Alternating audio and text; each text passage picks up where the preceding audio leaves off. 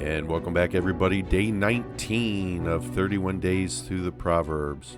I pray you're doing well. I pray you're making it through the month, and I hope all is well with you.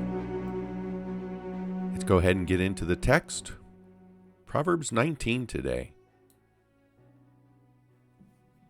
Better is a poor man who walks in his integrity than he who is perverse in speech and is a fool. Also, it is not good for a person to be without knowledge, and he who hurries his footsteps errs. The foolishness of man ruins his way, and his heart rages against the Lord. Wealth adds many friends, but a poor man is separated from his friend. A false witness will not go unpunished, and he who tells lies will not escape.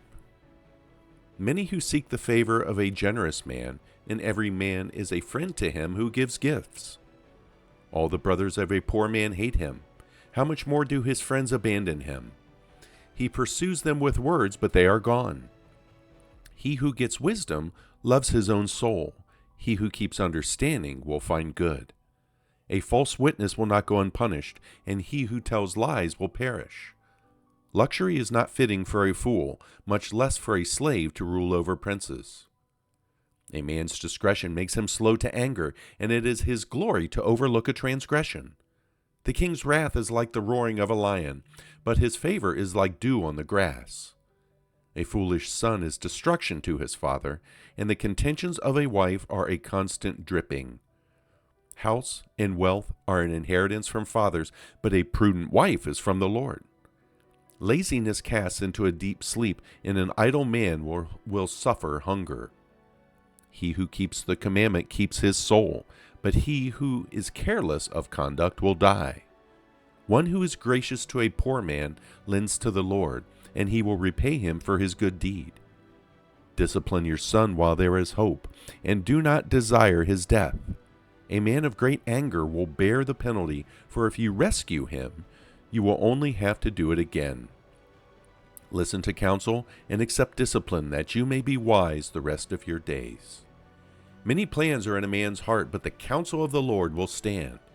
What is desirable in a man is his kindness, and it is better to be poor man than a liar.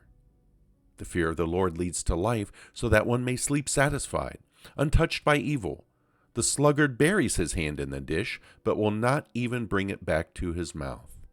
Strike a scoffer, and the naive may become shrewd, but reprove one who has understanding, and he will gain knowledge. He who assaults his father and drives his mother away is a shameful and disgraceful son. Cease listening, my son, to discipline, and you will stray from the words of knowledge. A rascally witness makes a mockery of justice, and the mouth of the wicked spreads iniquity. Judgments are prepared for scoffers, and blows for the back of fools. That's Proverbs chapter 9. Thoughts on this chapter? Verse 21. Many plans are in a man's heart, but the counsel of the Lord will stand.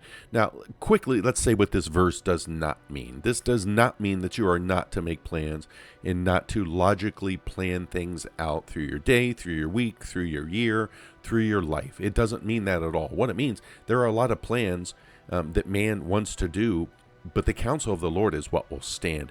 God's will, God's direction is what will stand. And this immediately reminds me and took me to the book of James, to the point where I've even put it here for us. Usually I don't put verses from other books and other chapters, but this one just seems so appropriate that to do it and read it. Definitely a good thing for this section. James chapter 4, 13 through 15. Come now, you who say, today or tomorrow we will go to such and such a city, and spend a year there, and engage in business and make a profit. Yet you do not know what your life will be like tomorrow. You are just a vapor that appears for a little while, and then vanishes away. Instead, you ought to say, if the Lord wills, we will live, and also do this or that. You know what I love about this section of Scripture too?